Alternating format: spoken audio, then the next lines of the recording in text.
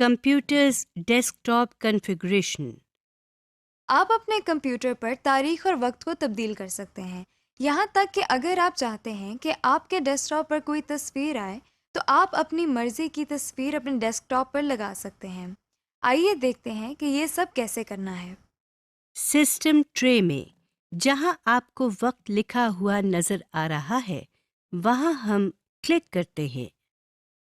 آپ کے سامنے ایک ونڈو کھل گئی ہے جس میں دائیں جانب ایک گھڑی بنی ہوئی ہے، اور دیکھیے اس میں سیکنڈز والی سوئی حرکت بھی کر رہی ہے اور اس کے نیچے وقت بھی لکھا ہوا آ رہا ہے۔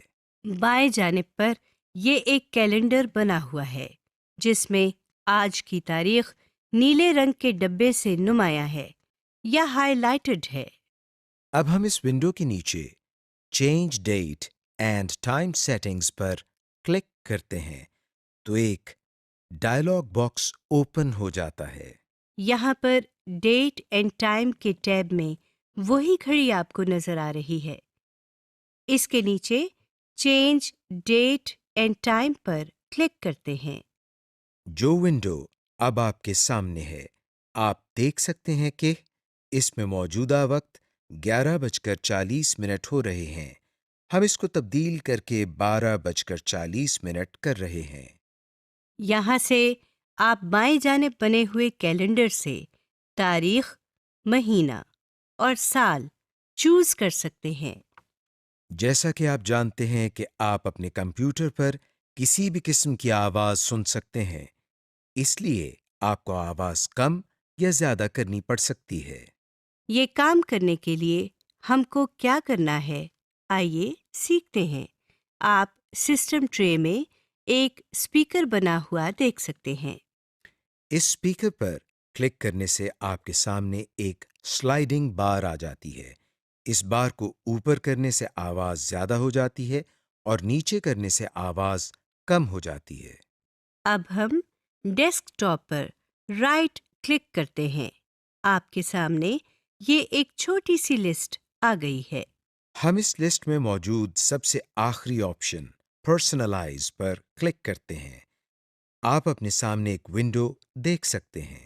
اس ونڈو میں اوپر change the visuals and sounds on your computer لکھا ہوا ہے اور اس کے بالکل نیچے باکس میں بہت سارے تھیمز دیے گئے ہیں۔ ہر تھیم میں desk top back ground, window colour, sounds اور اسکرین سیور پہلے سے طے شدہ ڈیزائن کے ساتھ دیے گئے ہیں۔ اس وقت اس کمپیوٹر پر ونڈوز 7 کی تھیم اپلائی کی ہوئی ہے جو اس وقت سلیکٹڈ ہے۔ اس تھیم کے مطابق کمپیوٹر کے desk top back ground, window colour اور ساؤنڈز جو سلیکٹڈ ہیں وہ ہمیں اس باکس کے نیچے یہاں نظر آ رہی ہیں، جبکہ اسکرین سیور اس ڈیزائن میں شامل نہیں ہے، اس لیے اس کے نیچے نن لکھا نظر آ رہا ہے۔ اب ہم اس میں سے آرکیٹیکچر کی تھیم پر کلک کرتے ہیں تو دیکھیں نیچے دیے گئے ڈیزائنز بدل گئے ہیں۔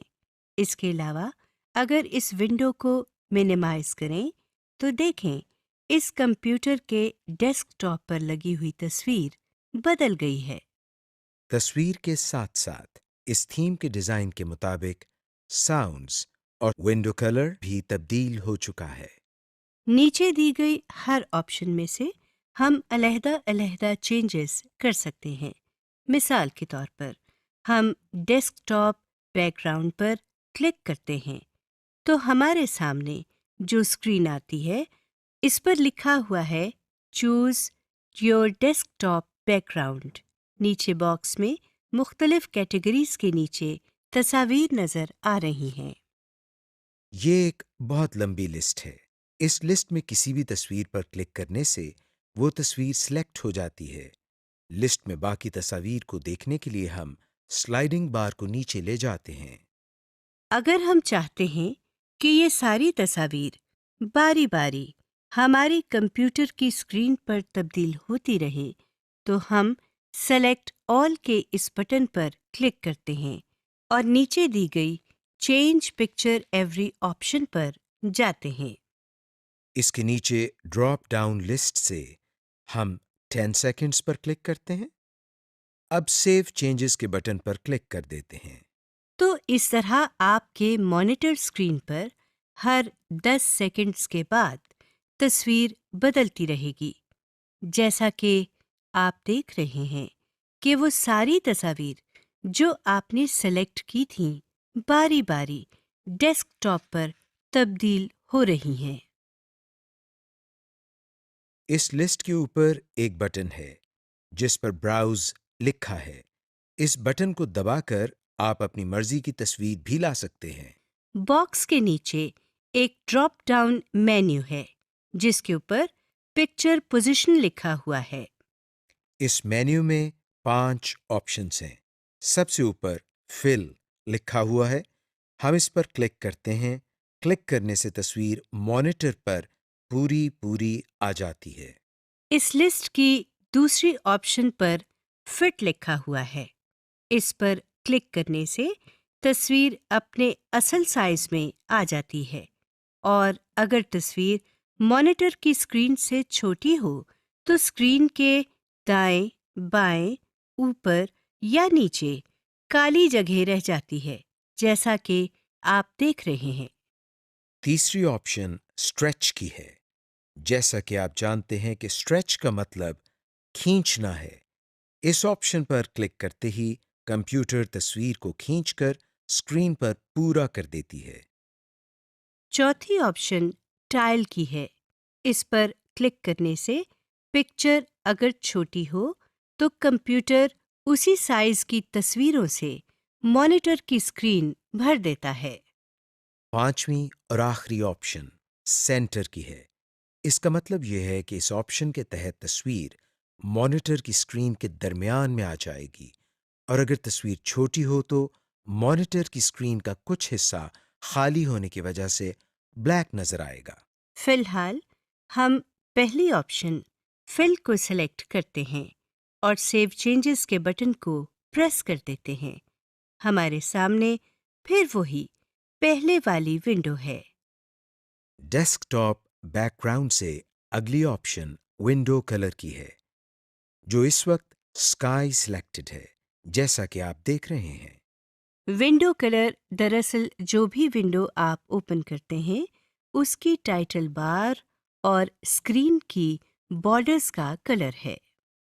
اس کے علاوہ اسٹارٹ مینیو اور ٹاسک بار کا کلر بھی وہی ہوگا جو ونڈو کے بارڈرز کا ہوگا. ہم اس پر کلک کر رہے ہیں تو نئی ونڈو ہمارے سامنے آ گئی ہے. اس میں ہم دیکھ رہے ہیں کہ مختلف کلر کمبینیشن دی گئی ہیں۔ ہم یہاں سے چاکلیٹ کلر پر کلک کرتے ہیں تو دیکھیں اسٹارٹ مینیو ونڈو اور ٹاسک بار کا کلر تبدیل ہو کر چاکلیٹ کلر ہو گیا ہے۔ اس کے نیچے انیبل ٹرانسپیرنسی کی آپشن ہے. اس کے ساتھ بنے ہوئے ڈبے پر کلک کرنے سے ٹاسک بار، ونڈو بارڈرز اور اسٹارٹ مینیو ٹرانسپیرنٹ ہو جاتے ہیں، جیسا کہ آپ دیکھ رہے ہیں. یعنی ان کے پیچھے جو بھی آئٹم یا ونڈو ہوگی وہ بھی کسی حد تک نظر آنے لگتی ہے. اس ٹرانسپیرنسی کو کم یا زیادہ بھی کیا جا سکتا ہے، جیسا کہ ہم کلر انٹینسٹی کے سامنے اس بار کو ماؤس کی مدد سے کم اور زیادہ کر رہے ہیں۔ اس کے مزید نیچے آپ دیکھیں شو کلر مکسر کی آپشن ہے. اس کے ساتھ بنے ہوئے اس ایرو پر کلک کرنے سے ہمارے سامنے 3 سلائڈنگ بارز آ جاتی ہیں.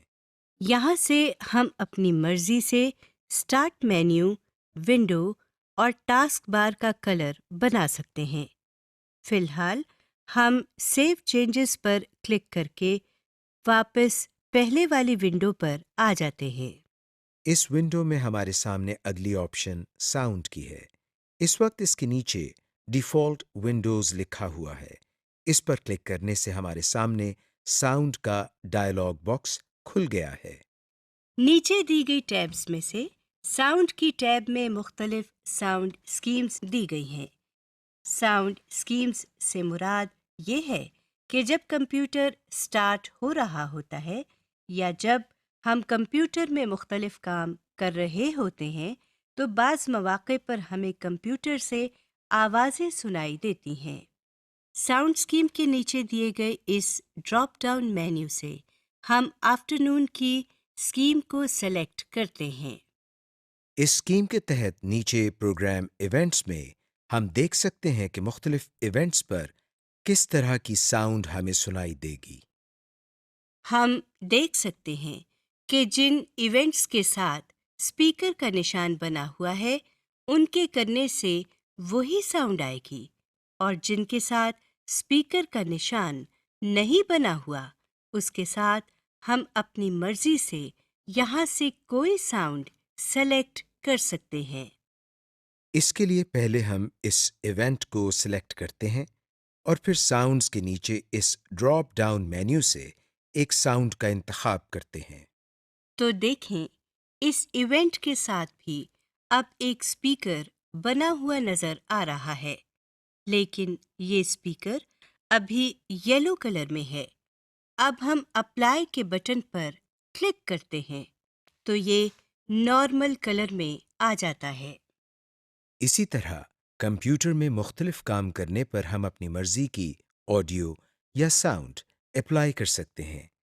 ہم اوکے کے بٹن کو پریس کر کے پہلے والی ونڈو کی طرف آتے ہیں۔ اس ونڈو میں نیچے دائیں جانب اسکرین سیور کی آپشن ہے جس کے نیچے نن لکھا ہوا ہے۔ آئیے اب ہم اسکرین سیور کے بارے میں کچھ جان لیتے ہیں۔ جیسا کہ نام سے ظاہر ہے، اسکرین سیور ہماری اسکرین کو محفوظ رکھنے کے کام آتا ہے۔ ہم اسکرین سیور کی آپشن پر کلک کر رہے ہیں۔ آپ کے سامنے اسکرین سیور سیٹنگز کا ڈائلاگ باکس ہے۔ اس میں آپ ایک ڈراپ ڈاؤن مینیو دیکھ رہے ہیں جس کے اوپر اسکرین سیور لکھا ہوا ہے۔ اس ڈراپ ڈاؤن مینیو میں موجود پہلی آپشن پر کلک کرنے سے اوپر بنے ہوئے مانیٹر پر ونڈوز 7 لکھا ہوا آ گیا ہے۔ یہ ٹیکسٹ وقت کے ساتھ ساتھ ہل بھی رہا ہے۔ اسکرین سیور لسٹ کے سامنے دو بٹن بنے ہوئے نظر آ رہے ہیں۔ پہلے بٹن پر سیٹنگز لکھا ہوا ہے اور دوسرے بٹن پر پریویو لکھا ہوا ہے۔ ہر بٹن کے لیے سیٹنگز مختلف ہوتی ہیں۔ ہم آپ کو کوئی ایک آئٹم سلیکٹ کر کے اس کی سیٹنگز دکھاتے ہیں۔ سیٹنگز کے ساتھ والے بٹن پر پریویو لکھا ہوا ہے۔ اب ہم اس پر کلک کرتے ہیں اور دیکھتے ہیں کیا ہوتا ہے۔ جیسا کہ آپ دیکھ رہے ہیں کہ جو اسکرین سیور ہم نے لسٹ میں سے سلیکٹ کیا تھا اور جو سامنے بنے ہوئے مانیٹر پر نظر آ رہا تھا، وہ اب ہماری پوری اسکرین پر آ چکا ہے۔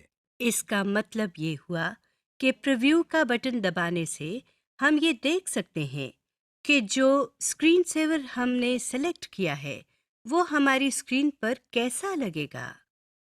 ہم جیسے ہی اپنے ماؤس کو ہلاتے ہیں، ہمارے سامنے آیا ہوا اسکرین سیور غائب ہو جاتا ہے، یعنی ہم نے اسکرین سیور کو اسکرین سے ہٹانے کا طریقہ بھی سیکھ لیا۔ ہم ماؤس کو ہلانے کے بجائے اگر اپنے کی بورڈ کی کوئی کی دبا دیں تو بھی اسکرین سیور غائب ہو جاتا ہے۔ ان بٹنز کے نیچے ویٹ کے سامنے 1 منٹ لکھا ہوا ہے۔ اس کا مطلب ہے اگر ہم اپنے کمپیوٹر پر 1 منٹ تک کوئی کام نہیں کرتے تو کمپیوٹر پر اسکرین سیور آٹومیٹیکلی چلنے لگ جائے گا۔ ہم یہاں سے ان ایروز کی مدد سے اس کا دورانیہ بڑھا بھی سکتے ہیں، جیسا کہ آپ دیکھ رہے ہیں کہ ہم نے اس کا دورانیہ 5 منٹ تک کر دیا ہے۔ اب ہم اپلائی کے بٹن کو پریس کر دیتے ہیں اور واپس پہلے والی ونڈو پر آ جاتے ہیں۔ اس ونڈو کے بائیں طرف ایک پین نظر آ رہی ہے جس میں مزید آپشنز دی گئی ہیں۔ آپ ان میں سے ہر ایک پر کلک کر کے مزید ایکسپلور کر سکتے ہیں۔ فی الحال ہم ڈسپلے کی آپشن پر کلک کرتے ہیں۔ ہمارے سامنے ایک اور اسکرین اوپن ہوئی ہے۔ اسکرین کے بائیں طرف سے ہم چینج ڈسپلے سیٹنگز پر کلک کرتے ہیں تو ہمارے سامنے ایک اور اسکرین کھل جاتی ہے۔ سب سے پہلے ڈسپلے کے سامنے ہمارے مانیٹر کا ماڈل سلیکٹڈ ہے. اس کے نیچے ریزولوشن لکھا ہوا ہے جو کہ دراصل اسکرین ایریا اور اسکرین کوالٹی کے متعلق ہے. یہاں سے ہم اپنی اسکرین کی کوالٹی میں چینجز کر سکتے ہیں. ریزولوشن کے سامنے بنا ہوا ڈراپ ڈاؤن مینیو کھولنے پر ہم دیکھتے ہیں کہ ہمارے پاس جو لسٹ آئی ہے اس میں 4 آپشنز ہیں.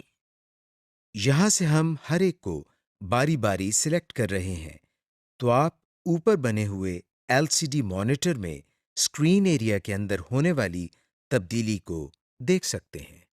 ریزولوشن کے نیچے اورینٹیشن کی آپشن دی گئی ہے.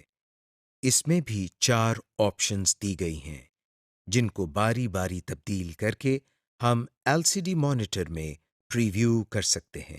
اس کے علاوہ نیچے آپ مزید آپشنز دیکھ سکتے ہیں. دائیں طرف نیچے ایڈوانسڈ سیٹنگز لکھا ہوا ہے.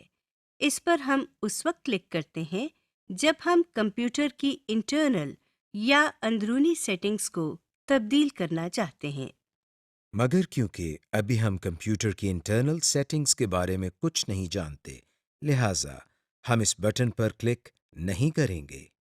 Use available help functions.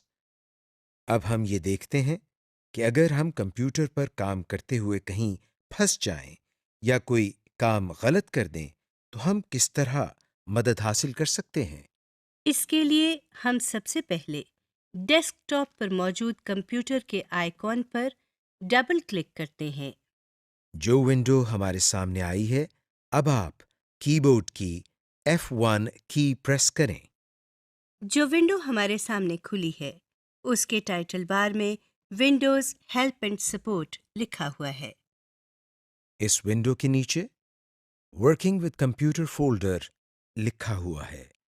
Scroll بار کی مدد سے نیچے اس سلسلے میں مزید آئٹمز دیکھے جا سکتے ہیں. ہم اس میں سے کسی آئٹم پر کلک کرتے ہیں.